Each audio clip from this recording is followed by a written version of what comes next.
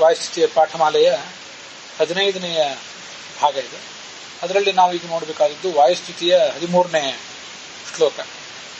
ಕ್ಷುತ್ಕ್ಷಾಮಾನ್ ರೂಕ್ಷರಕ್ಷೋ ರಥಕರಣಕರ ಕ್ಷುಣ್ಣ ವಿಕ್ಷೋಭಿತಾಕ್ಷಾನ್ ಆಮಗ್ನಾನ್ ಅಂಧಕೂಪೆ ಕ್ಷುರ ಮುಖ ಮುಖರೈ ಪಕ್ಷಿಭಿರ್ ವಿಕ್ಷತಾಂಗಾನ್ ಪೂಯಾಸಂ ಮೂತ್ರವಿಷ್ಠ ಕ್ರಿಮಿಕುಲ ಕಲಿವೆ ದಕ್ಷಿಣ ಕ್ಷಿಪ್ತ ಶಕ್ತ್ಯಾದ್ಯಸ್ತ್ರೌ ವ್ರಾತಾದಿತಾನ್ ತ್ವತ್ ವಿಷ ಉಪಜೇಹತೆ ವಜ್ರಕಲ್ಪಾಹ ಚಲೋಕಾಹ. ಭಗವಂತನೇ, ವಾಯುದೇವರೇ, ನಿಮ್ಮ ದ್ವೇಷಗಳಿಗೆ ಎಂಥ ನರಕ ಆಗ್ತದೆ ಅದನ್ನ ಇಲ್ಲಿ ತೋರಿಸ್ತಾ ಇದ್ದಾರೆ. ಅವರಿಗೆ ಮತ್ತೆಂದು ಮರಳಿ ಬರದೇ ಇರುವಂತಹ ದುರ್ಗತಿ ಆಗ್ತದೆ. ಆ ತಮಸ್ಸಿನಲ್ಲಿ ಹಸಿವಿನಿಂದ ಕಂಗೆಟ್ಟಿರ್ತಾರೆ, ಆಹಾರ ಸಿಗೋದಿಲ್ಲ ಅವರಿಗೆ, ಕ್ಷೀಣರಾಗಿರ್ತಾರೆ, ಹಸಿವಿನಿಂದ ಬಳಲಿರ್ತಾರೆ. ಅವರನ್ನ ಆ ನರಕದ ತಮೋಲೋಕದಲ್ಲಿರುವಂತಹ ಕೆಲವರು ರಾಕ್ಷಸ ಭಟರು, ಶಿಕ್ಷೆ ಕೊಡ್ಲಿಕ್ಕಾಗಿ ನಿಯುಕ್ತರಾದವರು, ತಮ್ಮ ಚೂಪಾದ ಹಲ್ಲುಗಳಿಂದ ತೀಕ್ಷ್ಣವಾದ ಉಗುರುಗಳಿಂದ ಇವರ ಈ ನರಕ ಲೋಕದ ಆ ಏನು ಶಿಕ್ಷೆ ಅನುಭವಿಸಲಿಕ್ಕಾಗಿ ಬಂದಿರುವಂತಹ ಜೀವಿಗಳಿದ್ದಾರೆ ಅವರ ಕಣ್ಣುಗಳನ್ನ, ಇಂದ್ರಿಯಗಳನ್ನೆಲ್ಲ ಕಿತ್ತು ಚೂರು ಚೂರು ಮಾಡ್ತಾರೆ, ಹಲ್ಲಿನಿಂದ ಉಗುರಿನಿಂದ ಕಿತ್ತುತ್ತಾರೆ. ಮತ್ತೆ ಈ ತಮೋಲೋಕದಲ್ಲಿ ಅವರು ಮಲ, ಮೂತ್ರ, ರಕ್ತ, ಕೀವು, ಕ್ರಿಮಿ ಇವುಗಳಿಂದ ಕೂಡಿದಂಥ ಕತ್ತಲ ಬಾವಿಯಲ್ಲಿ ಮುಳುಗಿರ್ತಾರೆ, ಮುಳುಗಿ ತೇಲಾಡ್ತಾ ಇರ್ತಾರೆ. ಅಲ್ಲಿ ಎದ್ದು ಬರ್ಲಿಕ್ಕಾಗೋದಿಲ್ಲ. ಅಲ್ಲಿ ಕ್ರೂರವಾದ ಧ್ವನಿಯನ್ನು ಮಾಡುವಂತಹ ಕೆಲವು ಪಕ್ಷಿಗಳು, ಹದ್ದು, ಕಾಗೆ, ರಣಹದ್ದು ಮೊದಲಾದ ಪಕ್ಷಿಗಳು, ಅವು ಕೂಡ ಇವರಿಗೆ ಶಿಕ್ಷೆ ಕೊಡ್ಲಿಕ್ಕಾಗೇ ಇರುವಂತಹ ಕೆಲವು ಜೀವಿಗಳು. ಮೊದಲೇ ಭಯಂಕರವಾದ ಶಬ್ದವನ್ನು ಮಾಡ್ತಾ ಇವರಿಗೆ ಭಯ ಉಂಟು ಮಾಡ್ತಾ ಇವೆ. ಅದಲ್ಲದೆ ಅವುಗಳ ಕೊಕ್ಕಿನಿಂದ ಇವರ ಮೈಯನ್ನು ಕುಕ್ಕಿ ಗಾಯಗೊಳಿಸ್ತವೆ. ಅದು ಹೇಗೆ ಅಂದ್ರೆ ಕ್ಷೌರ ಮಾಡುವ ಕತ್ತಿಯಂತೆ ಚೂಪಾದ ಕೊಕ್ಕಿನಿಂದ ಕುಕ್ಕಿ ಕುಕ್ಕಿ ಗಾಯಗೊಳಿಸ್ತವೆ. ಈ ಎಲ್ಲಾ ನೋವನ್ನ ಅನುಭವಿಸ್ತಾ ಇರುವ ಪ್ರಸಂಗದಲ್ಲೇ ಮೇಲ್ಗಡೆ ಇರುವಂತಹ ಭಟರು, ಆ ಯಮ ಭಟರು, ನರಕ ಲೋಕದ ಜೀವಿಗಳು, ಅವರು ಶಕ್ತಿಯ ಆಯುಧ ಮೊದಲಾದ ಈಟಿ, ಭರ್ಚಿ ಮೊದಲಾದ ಆಯುಧಗಳನ್ನ ಇವ್ರ ಮೇಲೆ ಎಸೆತಾ ಇರ್ತಾರೆ, ನೋಯಿಸ್ತಾರೆ. ಮತ್ತೊಂದು ಕಡೆ ಜಿಗಣೆಗಳು, ರಕ್ತ ಹೀಳುವ ಜಿಗಣೆಗಳು, ಈ ಮಳೆ ಬೀಳುವ ಮಲೆನಾಡ ಪ್ರದೇಶದಲ್ಲಿ ಅದನ್ನು ನೋಡಿರ್ತೀವಿ, ಅವೇ ಅತ್ಯಂತ ಭಯಂಕರ ಆಗಿರ್ತವೆ. ತಮೋಲೋಕದಲ್ಲಿರುವಂತಹ ಜಿಗಣೆಗಳಂತೂ ವಜ್ರದಂತೆ ತೀಕ್ಷ್ಣವಾದ ಮುಖದಿಂದ ಇವರನ್ನ ಪೀಡಿಸಿ ಇವರ ರಕ್ತವನ್ನು ಹೀರ್ತಾ ಇರ್ತವೆ, ಇವರನ್ನು ಮುತ್ತಿಕೊಳ್ತವೆ ಅಂತದರ ತಾತ್ಪರ್ಯ. ಇಲ್ಲಿ ಈ ನರಕ ಲೋಕದ ವರ್ಣನೆಯನ್ನು ಇಷ್ಟೆಲ್ಲ ನೋಡಿದ್ದೀವಲ್ಲ, ಈ ಬ್ರಹ್ಮಸೂತ್ರದಲ್ಲಿ 3ನೇ ಅಧ್ಯಾಯ 1ನೇ ಪಾದ, ಅದರ ಕೆಲವು ಸೂತ್ರಗಳು 15, 16 ಈ ಸೂತ್ರಗಳಲ್ಲಿ ಒಂದಿಷ್ಟು ಇದ್ರ ಬಗ್ಗೆ ವರ್ಣನೆ ಇದೆ. ಗಚ್ಚಂತಿ ಪಾಪಿನ ಸರ್ವೇ ನರಕಂ ನಾತ್ರ ಸಂಶಯ ತತ್ರ ಭುಕ್ತ್ವಾ ಪತಂತ್ಯೇವ ಯೇ ದ್ವಿಷಂತಿ ಜನಾರ್ದನಂ ಮಹಾತಮಸಿ ಮಗ್ನಾನಾಂ ನತೇಷಾಮುಚ್ಚಿತಿ ಕ್ವಚಿತ್ ಇತರೇಷಾಂ ತು ಪಾಪಾನಾಂ ವ್ಯುತ್ಥಾನಂ ವಿದ್ಯತೆಪಿ ಚ ಸುಖಸ್ಯಾನಂತರಂ ದುಃಖಂ ದುಃಖಸ್ಯಾನಂತರಂ ಸುಖಂ ಇತಿ ಸರ್ವತ್ರ ನಿಯಮಃ ಪಂಚಕಷ್ಟೇತು ತತ್ಸದಾ. ಇದು 3ನೇ ಅಧ್ಯಾಯದ 1ನೇ ಪಾದದ 15ನೇ ಸೂತ್ರ, ಸ್ಮರಂತಿ ಚ ಅಂತ ಸೂತ್ರ. ಪಾಪಿಗಳು ನರಕಕ್ಕೆ ಹೋಗ್ತಾರೆ, ಅದರಲ್ಲೇನು ಸಂಶಯ ಇಲ್ಲ. ಅಲ್ಲಿಯೂ ನರಕದ ಲೋಕದ ಒಂದು ದುಃಖವನ್ನು ಅನುಭವಿಸಿ ಮತ್ತು ಭಗವಂತನನ್ನು ದ್ವೇಷಿಸಿದರೆ ಮತ್ತು ಅಧಃಪತನಕ್ಕೆ ಹೋಗ್ತಾರೆ. ಮಹಾತಮಸ್ಸಿಗೆ, ಅಂಧನ್ ತಮಸ್ಸಿಗೆ ಏನಾದರೂ ಹೋದ್ರೆ ಅಲ್ಲಿಂದ ಮೇಲೆ ಏಳುವುದು ಸಾಧ್ಯವಿಲ್ಲ. ಸಣ್ಣ ಸಣ್ಣ ನರಕಗಳಿಗೆ ಹೋದ್ರೆ ಅಲ್ಲಿಂದ ಮೇಲೆದ್ದು ಬರ್ತಾರೆ. ಜಗತ್ತಿನಲ್ಲಿ ನಾವು ನೋಡಿರ್ತೀವಿ, ಸುಖ ದುಃಖಗಳು ಯಾವುದು ಶಾಶ್ವತ ಅಲ್ಲ. ಸುಖ ಆದ್ಮೇಲೆ ದುಃಖ, ದುಃಖ ಆದ್ಮೇಲೆ ಸುಖ ಈಗ ಬರ್ತಾನೆ ಇರ್ತದೆ. ಇದು ಸರ್ವತ್ರ ನಿಯಮ, ಹೌದು. ಆದ್ರೆ ಪಂಚಕಷ್ಟ ಅಂತ ಪಂಚೇಂದ್ರಿಯಗಳಿಗೂ ಕಷ್ಟ ಕೊಡುವಂತಹ ಈ ನರಕ ಏನಿದೆ, ಅಂಧನ್ ತಮಸ್ಸು, ಶಾಶ್ವತವಾದ ದುರ್ಗತಿ, ಅಲ್ಲಿ ಈ ದುಃಖದ ನಂತರ ಮತ್ತೊಂದು ಬಾರಿ ಯಾವಾಗಾದ್ರೂ ಸುಖ ಸಿಗಬಹುದಾ ಅನ್ನುವ ಅವಕಾಶವೇ ಇಲ್ಲ. ಒಮ್ಮೆ ಅಲ್ಲಿ ಹೋಗಿ ಬಿದ್ರೆ ಅನಂತ ಕಾಲದವರೆಗೂ ಎಂದಿಗೂ ದುಃಖವೇ ಅವರಿಗೆ ಆಗ್ತಾ ಇರ್ತದೆ ಅಂತ ತಿಳ್ಕೊಳ್ಳೋದು. ಪಂಚಕಷ್ಟೇತಿ ಕಷ್ಟೇ ಅಂತ ಈ ಶ್ಲೋಕದಲ್ಲಿ ಬಂತಾರೆ, ಹಿಂದಿನ ಶ್ಲೋಕದಲ್ಲಿ. ಮಹಾತಮಸ್ಸನ್ನ ಅಂಧಂತಮಸ್ಸನ್ನ ಪಂಚಕಷ್ಟ ಅಂತ ಯಾಕಂತಾರೆ ಅಂದ್ರೆ ಪಂಚೇಂದ್ರಿಯಗಳಿಗೂ ನೋಡಿದ್ರೆ ಭಯಂಕರವಾದ ನೋಟಗಳು, ಹದ್ದು, ಯಮಭಟ್ಟರು ಮೊದಲಾದವರೆಲ್ಲ, ಕೇಳಲಿಕ್ಕೆ ಭಯಂಕರವಾದ ಶಬ್ದಗಳು, ಗಂಧದಿಂದ ಮೂಗಿನಿಂದ ದುರ್ಗಂಧವನ್ನು ಮೋಸಬೇಕು, ರಸನೇಂದ್ರಿಯದಿಂದ ಕೆಟ್ಟ ಅಸಹ್ಯವಾದ ದುಃಖಕರವಾದ ರಸಗಳನ್ನು ಮೂಸಬೇಕು, ಚರ್ಮದಿಂದ ಅಹಿತವಾದಂತಹ ದುಃಖಕರವಾದ ಸ್ಪರ್ಶಗಳನ್ನು ಅನುಭವಿಸಬೇಕು. ಹೀಗೆ ಪಂಚೇಂದ್ರಿಯಗಳಿಗೂ ಕಷ್ಟಪಡುವಂಥದ್ದು. ಮತ್ತೊಂದು ಅರ್ಥ ಇದೆ, ಪಂಚ ಅಂತ ಬೇರೆ ನರಕಗಳಿವೆ. ಆ ಪಂಚಭ್ಯ ಕಷ್ಟಂ, ಪಂಚಕಷ್ಟಂ. ಬೇರೆ 5 ನರಕಗಳಿವೆ, ಅಲ್ಲಿ ಹೋದ್ರೆ ಮರಳಿ ಬರ್ತೇವೆ. ಆ ಮರಳಿ ಬರುವ ನರಕಕ್ಕಿಂತ ಇದು ಹೆಚ್ಚಿನ ನರಕ. ಯಾಕಂದ್ರೆ ಇಲ್ಲಿ ಮರಳಿ ಬರೋದೇ ಇಲ್ಲ. ಅಲ್ಲಿ ದುಃಖ ಏನಾಗ್ತದೆ ಅದಕ್ಕಿಂತ ಹೆಚ್ಚಿನ ದುಃಖ ಇಲ್ಲಿದೆ. ಅದನ್ನ ಮುಂದಿನ ಅಪಿಸಪ್ತ ಅನ್ನುವ ಸೂತ್ರದಲ್ಲಿ 3ನೇ ಅಧ್ಯಾಯ 1ನೇ ಪಾದ 16ನೇ ಸೂತ್ರದಲ್ಲಿ ಹೇಳ್ತಾರೆ. ಅದು ಮಹಾಭಾರತದ ಒಂದು ಶ್ಲೋಕವನ್ನೇ ಉದ್ಧರಿಸ್ತಾರೆ. ರೌರವೋಥ ಮಹಾಶ್ಚೈವ ವನ್ಹಿರ್ ವೈತರಣಿ ತಥಾ ಕುಂಭೀಪಾಕ ಇತಿ ಪ್ರೋಕ್ತ ನಿತ್ಯ ನರಕಾಣಿತೋ ತಾಮಿಸ್ರಶ್ಚ ಅಂಧತಾಮಿಸ್ರೌ ದ್ವೌ ನಿತ್ಯೌ ಸಂಪ್ರಕೀರ್ತಿತೌ ಇತಿ ಸಪ್ತ ಪ್ರಧಾನಾನಿ ಬಲೀಯಸ್ತು ಉತ್ತರೋತ್ತರಂ ಏತಾನಿ ಕ್ರಮಶಃ ಗತ್ವೈವ ಆರೋಹಃ ಅಥ ಅವರೋಹಣಂ ಇತಿ ಚ ಭಾರತೆ. ರೌರವ, ಮಹಾರೌರವ, ವನ್ಹಿ, ವೈತರಣಿ ಇವೆಲ್ಲ ಕುಂಭೀಪಾಕ ನರಕಗಳು. ರೌರವಕ್ಕಿಂತ ಮಹಾರೌರವ, ಮಹಾರೌರವಕ್ಕಿಂತ ವನ್ಹಿ, ಅದಕ್ಕಿಂತ ವೈತರಣಿ, ಅದಕ್ಕಿಂತ ಕುಂಭೀಪಾಕ ಹೆಚ್ಚು ಭಯಂಕರವಾದದ್ದು. ಏನಿದ್ರೂ ಈ 5 ಅನಿತ್ಯ ನರಕಗಳು. ಅಲ್ಲಿ ಹೋದ್ರೆ ಮಾಡಿದ ಪಾಪ ತೀರಿದ ಮೇಲೆ ಮರಳಿ ನಮ್ಮನ್ನು ಭೂಲೋಕಕ್ಕೆ ಕಳಿಸ್ತಾರೆ. ಸ್ವರ್ಗಲೋಕದಲ್ಲಿ ಪುಣ್ಯ ಮುಗಿದ ಮೇಲೆ ಭೂಲೋಕಕ್ಕೆ ಹೋಗುವಂತ ಹೇಗೆ ದಬ್ಬಿ ಕಳಿಸ್ತಾರೋ ಹಾಗೆ ಈ 5 ಮೀರಿಸಿದಂತ ತಾಮಿಸ್ರ, ಅಂಧ ತಾಮಿಸ್ರ ಅಂತ 2 ನಿತ್ಯ ನರಕಗಳಿವೆ. ಈ ನಿತ್ಯ ನರಕಗಳು ಕುಂಭೀಪಾಕಕ್ಕಿಂತಲೂ ತಾಮಿಸ್ರಕ್ಕಿಂತಲೂ ಅಂಧ ತಾಮಿಸ್ರ ಹೆಚ್ಚು ಭಯಂಕರವಾಗಿವೆ. ಇದನ್ನೆಲ್ಲ ಹೋಗಿ ತಲುಪಿದ್ರೆ, ಮೊದಲನೇ 5 ನರಕಕ್ಕೆ ಹೋಗಿ ತಲುಪಿದ್ರೆ ಮರಳಿ ಬರ್ಲಿಕ್ಕೆ ಅವಕಾಶ ಇದೆ. ಮುಂದಿನ 2 ನರಕಕ್ಕೆ ಹೋದ್ರೆ ಮರಳಿ ಬರ್ಲಿಕ್ಕೆ ಅವಕಾಶ ಇಲ್ಲವೇ ಇಲ್ಲ ಅಂತ ಹೀಗಾದರ ತಾತ್ಪರ್ಯ. ಈ ಇದಕ್ಕೆ ಸಂಬಂಧಪಟ್ಟಂತೆ ಮತ್ತೊಂದು ಸೂತ್ರವೂ ಕೂಡ ಇದೆ, ಈ ನರಕದ ವರ್ಣನಕ್ಕೆ ಸಂಬಂಧಪಟ್ಟಂತೆ.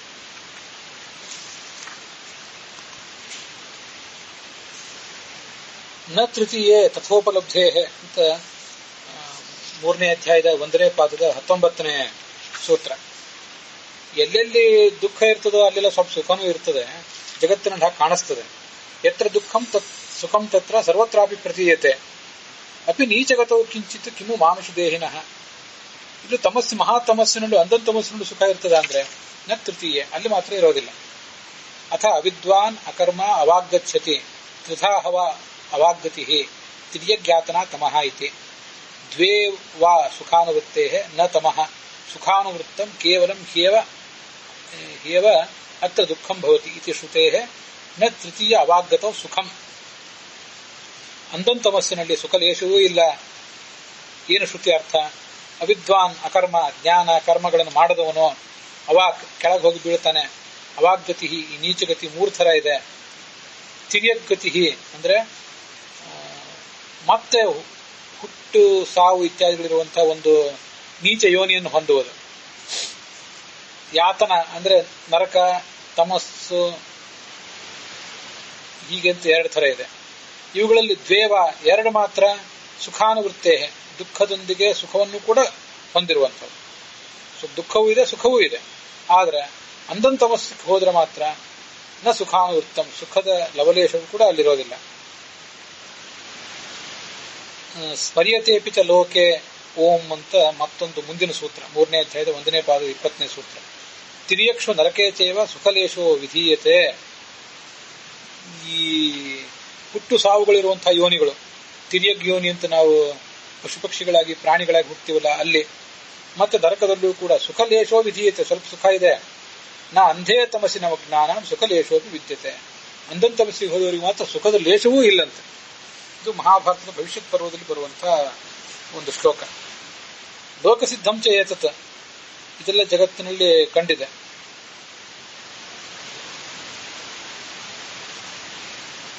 ಅತಿಪ್ರಿಯ ಯಥಾ ರಾಜ ನ ದುಃಖಂ ಸಹತೆ ಕ್ವಚಿತ್. ಅತಿಪ್ರಿಯೇ ಸುಖಮಪಿ ತಥೈವ ಅತ್ಯಪ್ರಿಯೇ ಸುಖಮಪಿ ತಥೈವ ಪರಮೇಶ್ವರ ಇತಿ ಬ್ರಾಹ್ಮೆ. ಈ ರಾಜ ತನಗೆ ಅತ್ಯಂತ ಪ್ರೀತಿಪಾತ್ರರಾದವರಿಗೆ ಯಾವತ್ತೂ ದುಃಖ ಬರುವುದನ್ನು ಸಹಿಸುವುದಿಲ್ಲ, ಅತ್ಯಂತ ಅಪ್ರಿಯರಾದವರಿಗೆ ಸುಖ ಬರುವುದನ್ನು ಸಹಿಸುವುದಿಲ್ಲ. ಅದರಂತೆ ಅತ್ಯಂತ ಅಪ್ರಿಯರಾದಂತಹ ಭಗವಂತನನ್ನ ಭಗವದ್ಭಕ್ತರನ್ನ ದ್ವೇಷಿಸಿದವರಿಗೆ ತಮಸ್ಸೆಗೆ ಹೋಗಿ ಬೀಳುವ ಪ್ರಸಂಗ ಬರ್ತದೆ. ಅಲ್ಲಿ ಅವರಿಗೆ ಏನೂ ಸುಖ ಆಗೋದಿಲ್ಲ ಅಂತ ಅದರ ತಾತ್ಪರ್ಯ.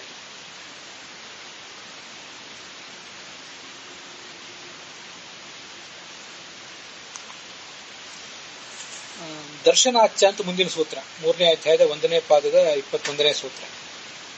ನಾರಾಯಣ ಪ್ರಸಾದೇನ ಸಮಿದ್ಧ ಜ್ಞಾನ ಚಕ್ಷುಷ ಅತ್ಯಂತ ದುಃಖ ಸಲ್ಲೀನಾನ್ ನಿತ್ಯ ನಿಶೇಷ ಸುಖವರ್ಜಿತಾನ್ ನಿತ್ಯಮೇವ ತಥಾಭೂತಾನ್ ವಿಮಿಶ್ರಾಂಶ್ಚ ಗಣಾನ್ ಬಹೂನ್ ನಿರಸ್ತಾಶೇಷ ದುಃಖಾಂಶ್ಚ ನಿತ್ಯಾನಂದೈಕ ಭಾಗಿನಃ ಅಪಶ್ಯತ್ ತ್ರಿವಿಧಾನ್ ಬ್ರಹ್ಮ ಸಾಕ್ಷಾದೇವ ಚತುರ್ಮುಖ. ಭಗವಂತನ ಅನುಗ್ರಹದಿಂದ ಈ ಚತುರ್ಮುಖ ಬ್ರಹ್ಮ ತ್ರಿವಿಧ ಜೀವರನ್ನು ನೋಡಿದ್ದಾನೆ. ಕೆಲವರಿಗೆ ಸುಖದ ಲೇಷವೂ ಇಲ್ಲ, ಕೆಲವರಿಗೆ ಸರ್ವದಾ ಸುಖ ದುಃಖಗಳ ಮಿಶ್ರಣ, ಮತ್ತೆ ಕೆಲವರಿಗೆ ಸಕಲ ದುಃಖ ರಹಿತರಾಗಿ ಆನಂದವನ್ನು ಮಾತ್ರ ಹೊಂದುವ ಅವಕಾಶ. ಇದನ್ನೆಲ್ಲ ಚತುರ್ಮುಖ ಬ್ರಹ್ಮನು ನೋಡಿದ್ದಾನೆ ಅಂತ ಪದ್ಮಪುರಾಣದ ಒಂದು ಮಾತಿದೆ.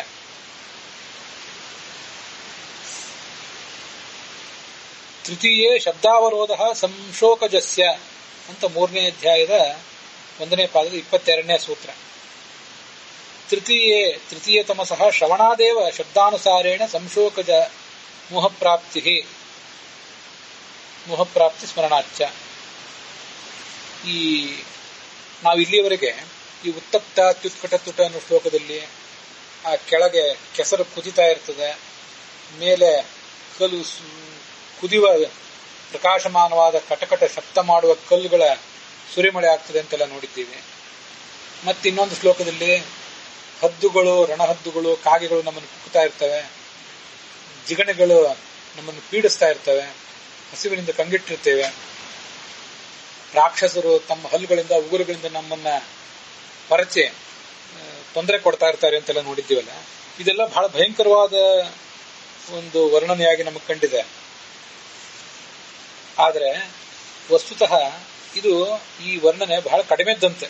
ಯಾಕೆಂದ್ರೆ ಈ 22ನೇ ಸೂತ್ರ ಹೇಳ್ತದೆ, 3ನೇ ನರಕ ಇದೆಯಲ್ಲ ಅಂತಂತಮಸ್ಸು ಅನ್ನೋದು, ಅದು ಎಷ್ಟು ಭಯಂಕರವಾದದ್ದು ಅಂದ್ರೆ ಅದನ್ನೇನಾದ್ರೂ ಪೂರ್ಣ ವಿವರ ನಾವು ಕೇಳಿದ್ರೆ, ಶಬ್ದದ ವರ್ಣನೆಯನ್ನು ಕೇಳಿಯೇ, ನರಕದ ವರ್ಣನೆ ಕೇಳಿಯೇ ಹುಚ್ಚು ಹಿಡಿಬಹುದು ಅಥವಾ ಮೂರ್ಛೆ ಹೋಗಿಬಿಡಬಹುದು ಅಂತ. ಅದಕ್ಕಾಗಿ ಅದನ್ನು ಹೇಳೋದಿಲ್ಲ ಅಂತಂತಾರೆ. ಮುಂದೆ ಸ್ಮರಣಾಚ್ಯ ಅಂತ 23ನೇ ಸೂತ್ರ, 3ನೇ ಅಧ್ಯಾಯದ 1ನೇ ಪಾದದ 23ನೇ ಸೂತ್ರ. ಆ ಸ್ಮರಣಾಚ್ಯ ಅನ್ನೋದು ಒಂದು ಸೂತ್ರವೂ ಅಂತ ಕೆಲವರ ವ್ಯಾಖ್ಯಾನ ಇದೆ. ಇದು ಅದ್ವೈತ ವಿಶಿಷ್ಟಾದ್ವೈತ ಭಾಷೆಗಳಲ್ಲಿ ಸ್ಮರಣಾಚ್ಯ ಅಂತ ಸೂತ್ರ ಅಲ್ಲ, ಅದು ತ್ರಿವಿಕ್ರಮ ಪಂಡಿತರ ತತ್ವಪ್ರದೀಪ ಇತ್ಯಾದಿಗಳಂತೆ ಈ ಕೂಡ ಇದು ಸೂತ್ರ ಅಲ್ಲ. ಮೋಹಪ್ರಾಪ್ತಿ ಸ್ಮರಣಾಚ್ಯ, ಮೋಹಪ್ರಾಪ್ತಿಯು ಕೇಳಲ್ಪಟ್ಟಿದೆ, ಪುರಾಣಗಳಲ್ಲಿ ಕೇಳಲ್ಪಟ್ಟಿದೆ ಅಂತ ಅಷ್ಟೇ, ಅದು ಸೂತ್ರ ಅಲ್ಲ ಅದು ಅಂತ ತ್ರಿವಿಕ್ರಮ ಪಂಡಿತರ ಆಚಾರ್ಯರ ಶಿಷ್ಯರಾದ ತ್ರಿವಿಕ್ರಮ ಪಂಡಿತರ ತತ್ವಪ್ರದೀಪದಲ್ಲಿ ಮತ್ತೆ ಅದ್ವೈತ ವಿಶಿಷ್ಟಾದ್ವೈತ ಭಾಷೆಗಳಲ್ಲಿಯೂ ಕೂಡ. ಕೂರ್ಮ ಪುರಾಣದ ಒಂದು ಮಾತನ್ನ ಆ 22ನೇ ಸೂತ್ರದಲ್ಲಿ ತೃತೀಯೇ ಶಬ್ದಾವರೋಧ ಸಂಶೋಕಜಸ್ಯ ಅನ್ನೋ ಸೂತ್ರದಲ್ಲಿ ಉತ್ತರಿಸ್ತಾರೆ. ಮಹಾತಮಸ್ತ್ರಿಧಾ ಪ್ರೋಕ್ತಂ ಊರ್ಧ್ವಂ ಮಧ್ಯಂ ತಥಾಧನಂ ಶ್ರವಣೇನೈವ ಮೂರ್ಛಾದಿ ಅಧರಸ್ಯ ಯತೋ ಭವೇತ್ ತಸ್ಮಾನ್ನ ವಿಸ್ತರೇಣೇತ ಕಥ್ಯತೆ ರಾಜಸತ್ತಮ. ಮಹಾತಮಸ್ಸೆಂಬುದು 3 ವಿಧವಾಗಿದೆ. ಊರ್ಧ್ವ ಮೇಲಿಂದು, ಮಧ್ಯ ಅದ್ರ ಕೆಳಗಿಂದು, ಮತ್ತೆ ಅಧರ ಅಂತ.